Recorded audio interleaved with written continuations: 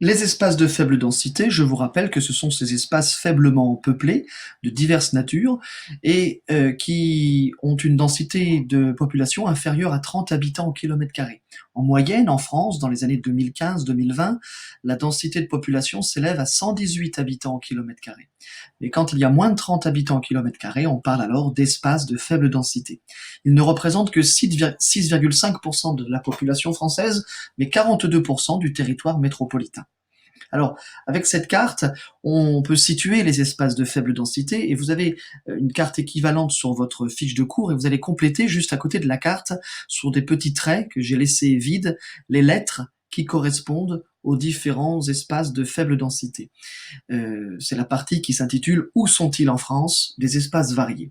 Vous constatez d'abord que la plus grande partie des espaces de faible densité se situe sur ce que l'on appelle la diagonale des faibles densités.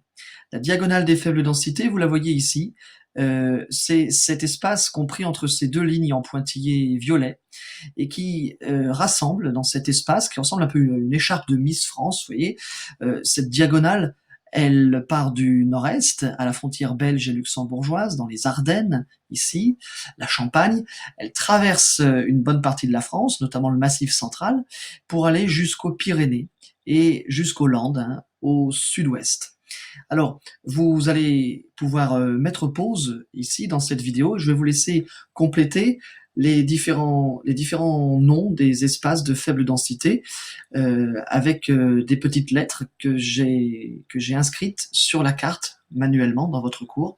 Vous allez pouvoir les inscrire à côté des noms des régions qui sont citées dans votre cours sur les petits traits que j'ai laissés exprès. Vous n'oublierez pas la Corse, et vous n'oublierez pas dans les départements et régions d'outre-mer, la Guyane qui est en partie recouverte de forêts amazoniennes. Vous pouvez mettre pause.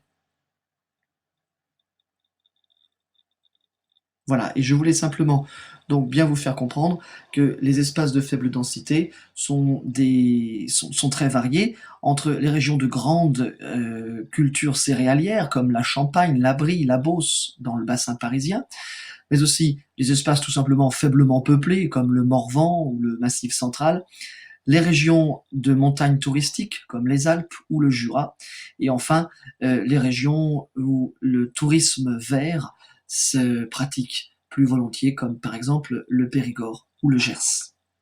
Alors ces espaces de faible densité présentent souvent des faiblesses, des difficultés, un certain nombre de handicaps.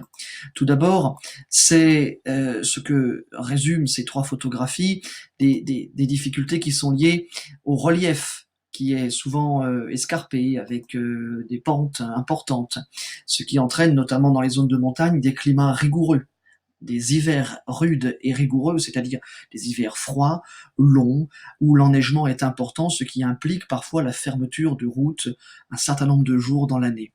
Et puis, souvent, ces espaces qui sont soumis à des contraintes naturelles importantes sont souvent des espaces enclavés.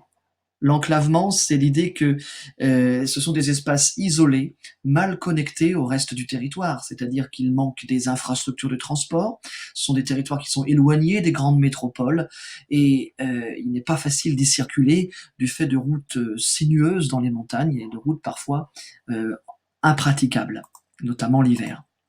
Et puis, ces territoires, ces espaces de faible densité sont souvent victimes de ce que l'on appelle la déprise rurale.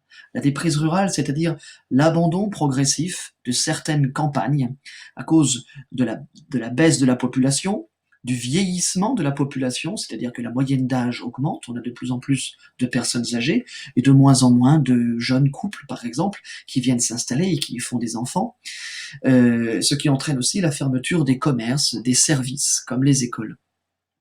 La déprise rurale, ça implique aussi la désertification médicale. La désertification médicale, c'est-à-dire la constitution de déserts médicaux. Il est de plus en plus difficile d'y trouver des médecins, des hôpitaux à portée de main. Cette carte nous le montre bien, puisqu'elle nous montre avec trois couleurs, un dégradé de couleurs, la densité de médecins pour 100 000 habitants en 2014.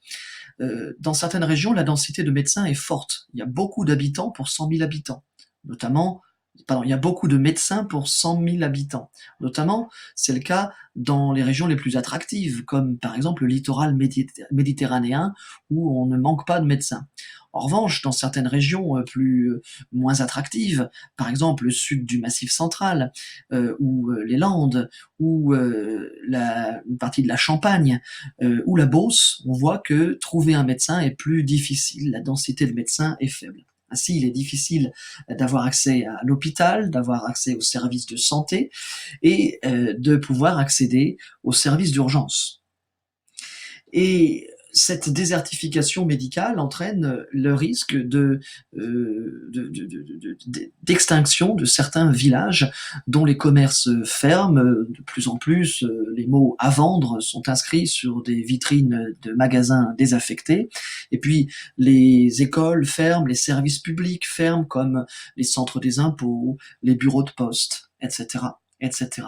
Alors pour résumer, on peut dire que la déprise rurale s'explique souvent par l'isolement, l'enclavement des territoires qui sont éloignés des grands axes de transport, des grandes métropoles.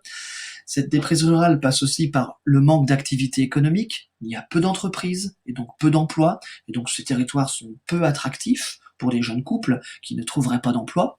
Et puis, cela entraîne du coup le déclin démographique, c'est-à-dire la baisse de la population, ce qui fait que la population qui reste est de plus en plus âgée, elle vieillit, la moyenne d'âge augmente, et cela entraîne la fermeture des commerces et des services comme les écoles.